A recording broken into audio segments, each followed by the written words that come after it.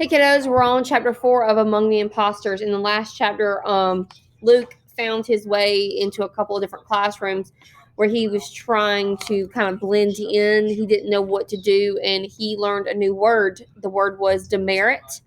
And demerit pretty much means like you have like you'll get detention or something like that, like it's points against you. Chapter 4.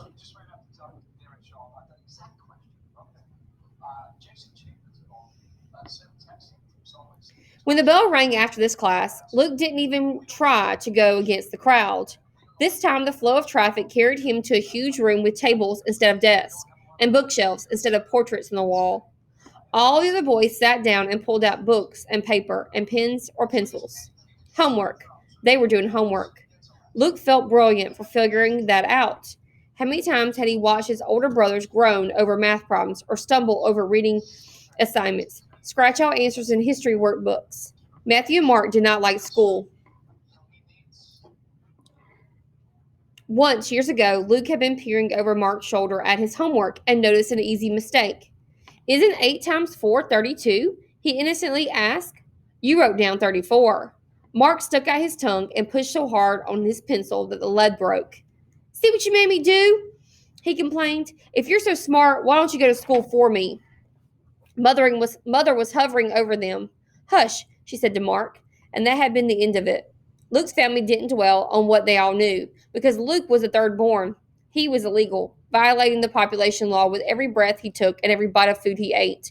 Of course, he couldn't go to school or anywhere else. But here he was now at school, and it wasn't Matthew and Mark's little country school, but a grand fancy place that only the richest people, barons, could afford. Rich people like the real Lee Grant, who had died in a skiing accident.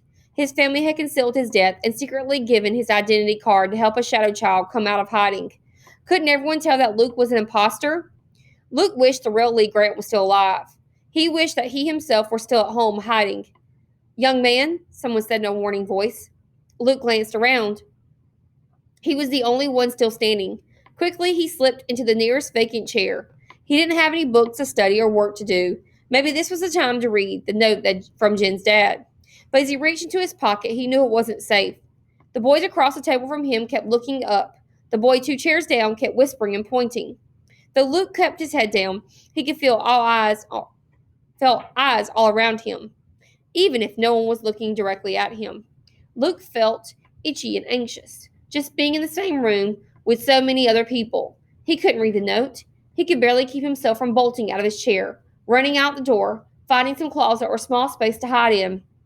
And then everybody would know that he wasn't really Lee Grant. Everybody would know that all he knew was how to hide. Luke forced himself to sit still for 2 hours. When a bell went off again, everyone trooped down a hall to a huge dining area. Luke hadn't eaten since breakfast at home. His mother's lightest biscuits, and, as a miraculous farewell treat, fresh eggs. Luke could remember the pride shining in her eyes as she had slid the plate in front of him. From the factory, he had asked. Usually, eggs were not available for ordinary people, but his mother worked at a chicken factory, and if her supervisors were in a good mood sometimes, she got extra food. Mother had nodded. I promised them 40 hours of overtime in exchange, unpaid. Luke gulped. Just for 2 eggs? For me? So 40 hours of work is a normal week's worth of work that we normally do. And she exchanged 40 hours of work for 2 eggs. 2 eggs, that's it. And she has to work that in addition to her existing hours that she usually works. It was a good trade, she said. Remembering breakfast gave him a lump in his throat, as big as an egg. He wasn't hungry. But he sat down, because all the other boys were sitting. Instantly, another boy turned on him and glared. Seniors only, he said. Huh? Luke asked. Only seniors are allowed this table, the boy said, in the same kind of mocking voice that Luke always used with Mark always used with Luke when Luke had said something dumb. Oh, Luke said. What are you, some kind of lecker? Another boy asked. Luke didn't know how to answer that. He was so eager to get up, he tripped and crashed into the next table. Juniors only, a boy said there. Luke tried to swallow hard, lump in his throat, but he had grown even bigger. He went from table to table, not even bothering to try to sit down.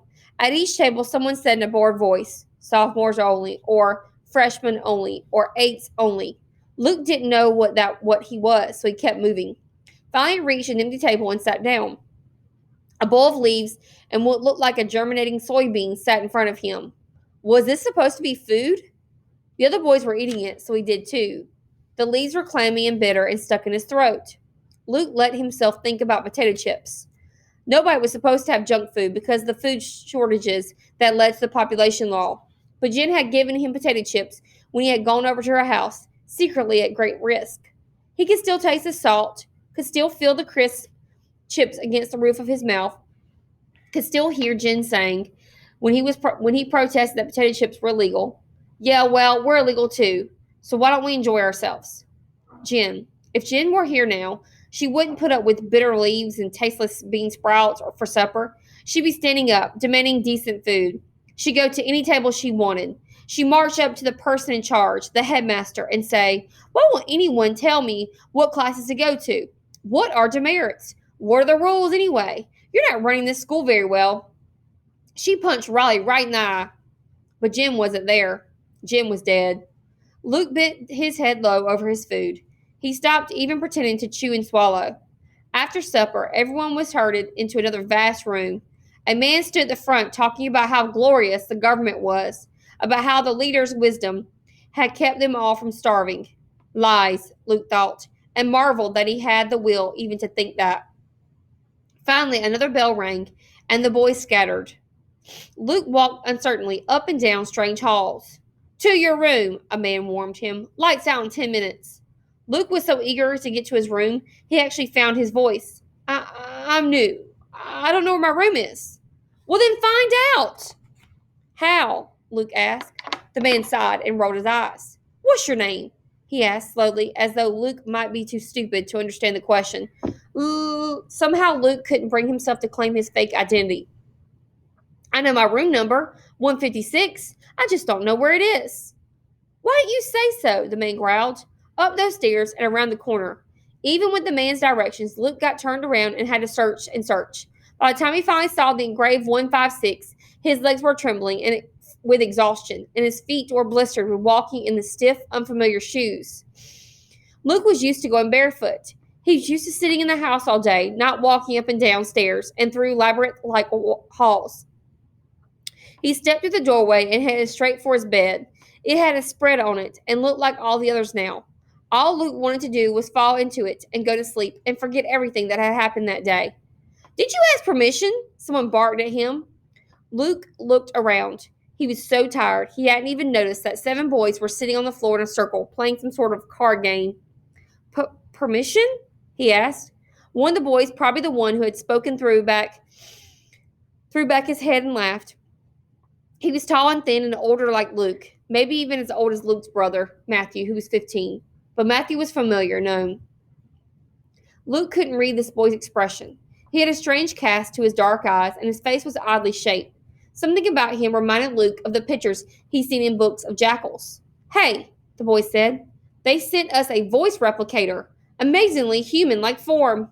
Voice is a little off, though. Let's try another one. Repeat after me. I am an X-nay. I am a fun roll. I am a liquor. I don't deserve to live." Most of the boys were laughing now, too, but quietly, as if they didn't want to miss Luke's answer. Luke hesitated. He heard those words before. Riley had called him an X-ray, an X-nay, and a fun roll, and someone had called him a liquor at dinner. Maybe they were from that foreign language a short, fat teacher had been speaking.